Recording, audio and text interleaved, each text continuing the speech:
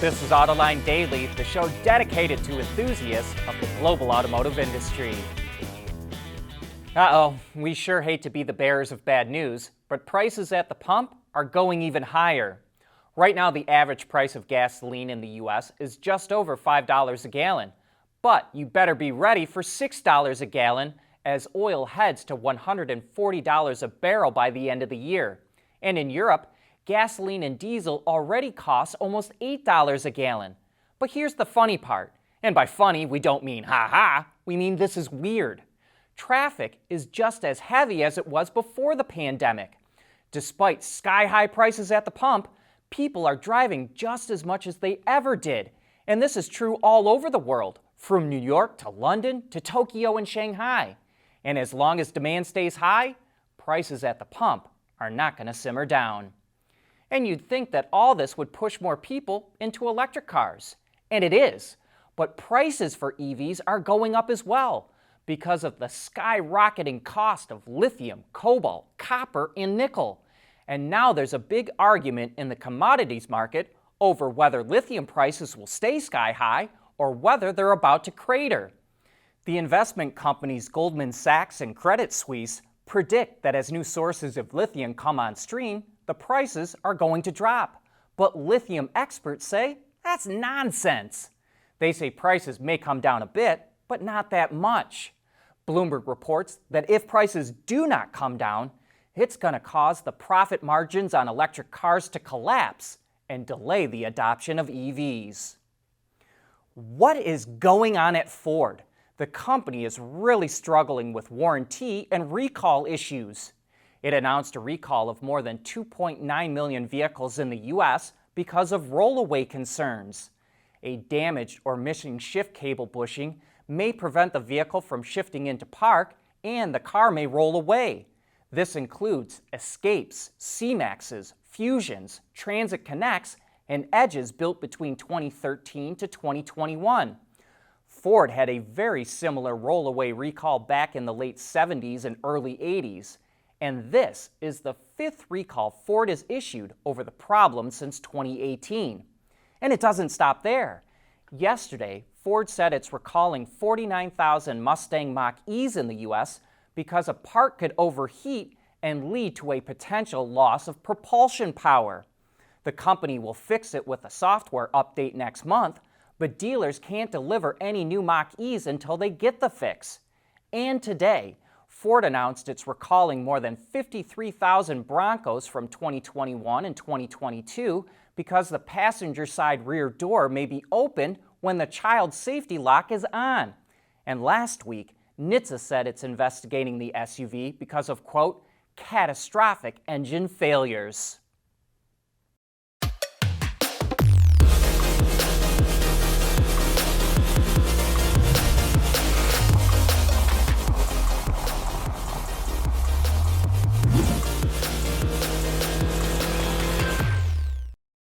We want to know what drives your testing. OTA, connected car, diagnostics, remote testing. Intrepid Control Systems is here to help you work from anywhere. Intrepid Control Systems, driven by your data. Remember this beach buggy concept of the cute little Citroen Ami? It was revealed in December of last year, and it must have proved so popular that it's now making a limited run based on that concept. Highlights include a unique body color, tube doors, canvas sunroof, roof spoiler, and gold wheels. Only 50 examples will be made, and sales kick off on June 21st. Audi is known for its premium, luxury, and sporty vehicles, so it might come as a surprise that it's going to start testing rickshaws in India. But the reason for the test is to examine potential uses for second life batteries that are more demanding than a stationary storage system, which is how many second life batteries are used, but less demanding than a car. The batteries will come from e-tron test vehicles, and Audi also developed solar charging stations so they don't have to use electricity that's generated by burning coal. Another interesting aspect of its test is that it's openly encouraging imitators. All the e-Rickshaw data that is collected will be available on an open source platform, so anyone could copy what it's doing. The speed of vehicle development has increased so much so, we were surprised to learn that Lynk & Co.'s new concept, called The Next Day, was made without a single clay model. Instead, it was done entirely with cast models and virtual reality. The vehicle is meant to show off the company's future design direction, and it's a very angular yet sporty design, and reportedly features a plug-in hybrid powertrain. Suicide doors that also hinge slightly upward provide a large opening for passengers to enter the vehicle. And the interior is highlighted by lounge seats, a steering wheel and display screen that retract when the vehicle is in autonomous mode, and an AR head-up display that covers up a good portion of the windshield. And for a quick reminder, Lynk & Co. sells vehicles mainly in China, but also in Europe, and is owned by Geely. At Schaeffler, we pioneer motion.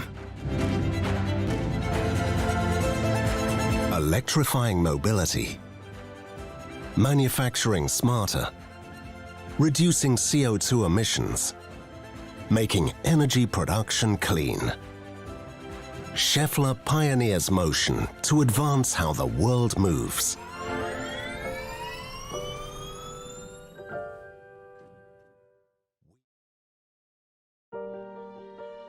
The future of Michigan is extraordinarily bright. We have such incredible assets, and I think more and more we're realizing how to put those together in a way that's going to help this state really help lead the nation as we go forward.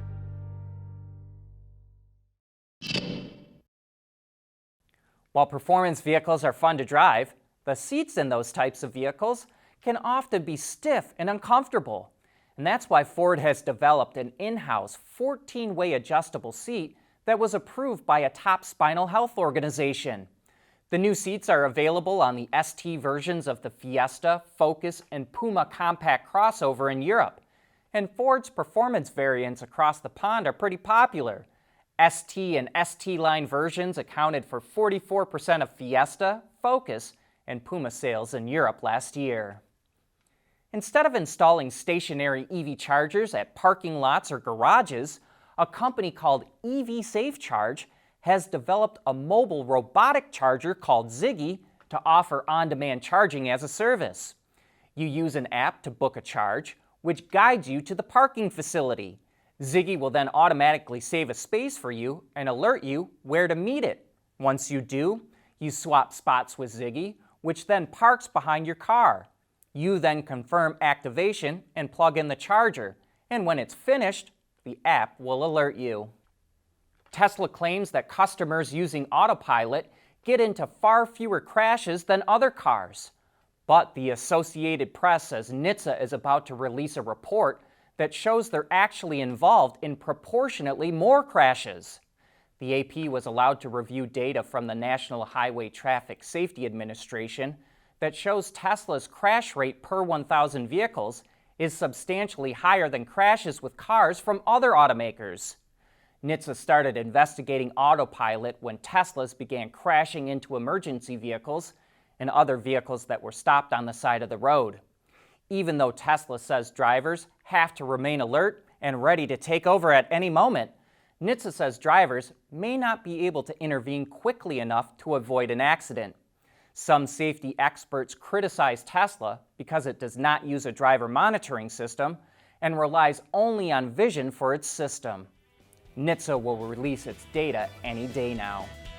But that brings us to the end of today's show. Thank you for tuning in.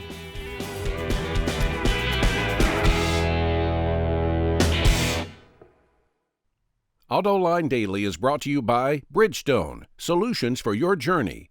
Intrepid Control Systems, over-the-air engineering, boost your game. Schaeffler, we pioneer motion. And by the Michigan Economic Development Corporation.